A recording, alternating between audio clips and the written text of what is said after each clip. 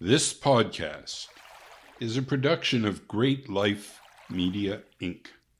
The mission of Great Life Media is to increase joy and decrease stress in the lives of everyone it touches.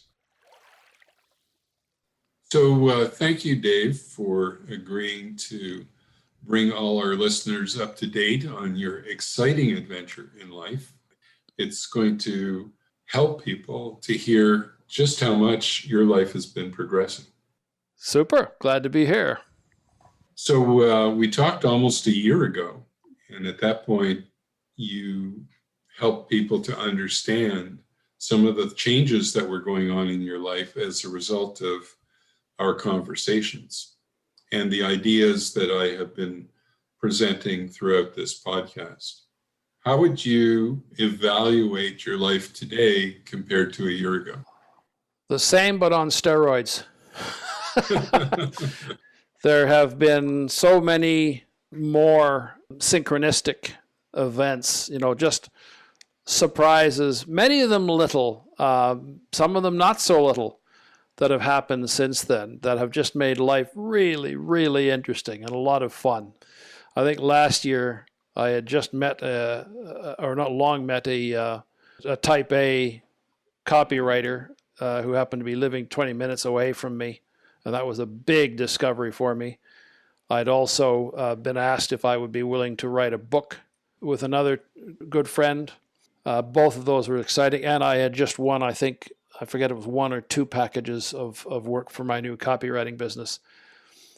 Since then, there have been a lot of different things have happened. I'm continuing to grow in the copywriting side of things. I'm making still not a whole lot of money, but I'm making a ton of contacts. I have got some clients. I've had some repeat business, and I'm meeting some really quite extraordinary people and developing a network that is, and I can't put a dollar figure on it, but in terms of a quality of life figure on it, it's just enormous. And I feel like I'm the luckiest man alive. It's wonderful. We talk regularly, and I've enjoyed all of our talks, and I've loved to see how beautifully your life has been unfolding. I think you were talking specifically here about how you've used giving thankfulness into the future, our particular application of the law of attraction, to help create this successful new business for you. Yes. I've continued doing that. I've actually come up with my own moniker for it. I call it practicing grateful expectations, a deliberate play on Dickens. But it's effectively just the same, giving thankfulness into the future and imagining a future that is big, wonderful, crazy wonderful, and thinking every day, just being grateful to God for when that arrives. Grateful for some of that has already arrived. So, yeah. I just want to remind our listeners that when you and I started working on gratefulness into the future, you knew that you wanted to start a business, but you hadn't settled on copywriting. You had several different things that you were thinking of. And I'm not even sure if you had thought of copywriting when we first started. Oh, I had. Okay. Yeah. And that became your main focus going forward. So you've come a long way, right? In the last year, how much business have you actually written already? Since last year, I've probably packed up about $8,000 worth of business, which is still not a whole lot, but it's a whole lot more than I made the year before. Well, I know that most people, nobody can live on $8,000. But when people start up businesses, they usually lose money for the first 2 or 3 years. Okay. So in essence, you've had a wonderful start to this business. It's generated $8,000, but you've also had, as you've told me, you've had some really positive responses to your writing. You've been growing as a copywriter. You've becoming better at it. Yep. And you have a lot of prospects. You have a lot of opportunities in front of you. Yep. That's all true. Well, congratulations. Thank you. Yeah. It's heartening and wonderful to hear all of that. Now, another thing that I've noticed in you, and you and I have talked about from time to time, is that your whole way of being has changed. When we talk, it used to feel to me like you were filled with self-doubt. I think Yep. you put a number on where your self-acceptance was a year ago, or a little over a year ago. Yeah, I would say if you treat self-acceptance as a video game with 10 levels, I was probably playing somewhere around 2 or 3, level 2 or 3. And now I'm playing somewhere around level 7 or 8, quite No, it's consistently. yeah. I know it must be a thrill for you, but it's also fun for me to see how Yeah. much you've grown and how wonderful your life is, really, Yeah. through all of our conversations and through the application of all of these ideas. What do you think might be some of the elements that helped you to improve your self-acceptance? Top of the list is forgiveness, particularly self-forgiveness. I mean, you've used the term before. I'm not good enough, and I think I had an awful lot of I'm not good enough. And at your suggestion, what I actually started doing was every morning when I woke up, I'd sit up in bed, even before I went downstairs to put the kettle on, I would literally say, sometimes out loud, not so loud as I was to wake my wife, but I would actually say, I forgive myself aloud.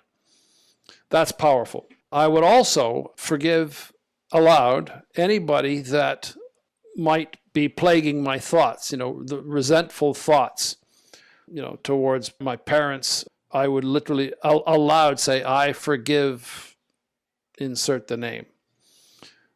And I'd sometimes repeat that 2 or 3 times. That was very, very powerful. That then immediately just set the bar down back at ground level, and I'm now standing back up again, and I can look myself in the mirror. That was a huge amount of it. Well, again, congratulations. I mean, it's wonderful to see how much your life has changed and how beautiful your experience of life is now compared to what it used to be. I should add, actually, I still do that. I still use that technique, not necessarily every morning, but if I wake up in any morning and I am, let's just say my mood is low or is below where I would like it to be, then I will actually use exactly that same technique again. Always works. Well, that's wonderful. Now, one of the issues that you've had to deal with, and that we all have to deal with as humans, is people who are being mean or aggressive or difficult or negative with us. And for you in particular, there were a couple of people in your life that would cause you, I think you said, to just feel really, really down from the way that they treated you. How has that changed? It's gotten a ton better. I mean, and I'm thinking specifically of my wife and my mom, neither of whom I would describe as, well, my wife certainly is not what I would describe as difficult. But she's my wife. So anytime I have any kind of conflict with her, it would upset me terribly. And my mom is maybe somewhat more difficult for me to live with. But be that as it may, what I've learned is to any time there's any kind of unpleasantness in my conversation with either of them, to recognize that anything they say to me that is inflaming my I'm not good enough, I immediately say, hang on, this isn't really about me. This is about them. This is about something inside them that they're dealing with. That I had sort of learned by the last episode, and now I've just put that on steroids. And so it's a whole lot easier. Anytime there's any kind of unpleasantness creeping in, it's almost automatic now. Not quite, but getting there. I've been doing this for a lot longer than you have, and I still run into instances where somebody can get under my skin. Yeah. And I have to go through the same process. I will say that for me, having done this for 15 years, that 90% of the time, I don't feel anything when somebody is being mean or aggressive or negative with me. But there's that other 10%. And so that other 10% requires me to go back through the same process Yep. that you're describing. Now, you also told me about a time when a client refused to pay your fee, declined to hire you actually because he felt your fee was too high. I know that for a lot of people, any rejection from a client or a boss is particularly difficult. But I think you told me that you dealt with that quite well. I would say I did. I mean, there was some initial disappointment because I mean, he'd already turned me down once and then come back, and it looked to me like the conversation was heading in a positive direction, and then he suddenly flip-flopped on me again, and I felt some disappointment, but I pretty quickly realized that this was not due to me. This wasn't me that had caused this reaction in him. There was something else going on, which I didn't know, but I knew that this was not about me, and therefore, just to decouple any sense of inadequacy that I might have felt from the reality that I'm pretty sure he was living with, and that just made it a whole lot easier to walk away and say, okay, fine, I'm happy to leave the situation as it is. And I think that there's been further development in that particular story, hasn't there? I was afraid you were going to say that. Yes, there has. That's actually, and I am now, several months later, I am in fact now working for him again, or working for him afresh for the first time. So, and at your full fee. Correct. So that worked out well, both from a business point of view and from a personal point of view. Yes, very much so. It's been very satisfactory. So, you've come so far, you've accomplished so much, and yet you still have a long way to go on this journey. Oh, yeah. Is there anything that you want to share with the audience that you think might be something they need to hear so that they too can believe that they can make their life what they want it to be? I've alluded to it already. This is like a video game. And video games are not slow, incremental growth. They're step jumps. And it's possible to make progress, and it's possible to have fun with it along the way, and to actually detect, wow, I've just jumped a level. That's cool.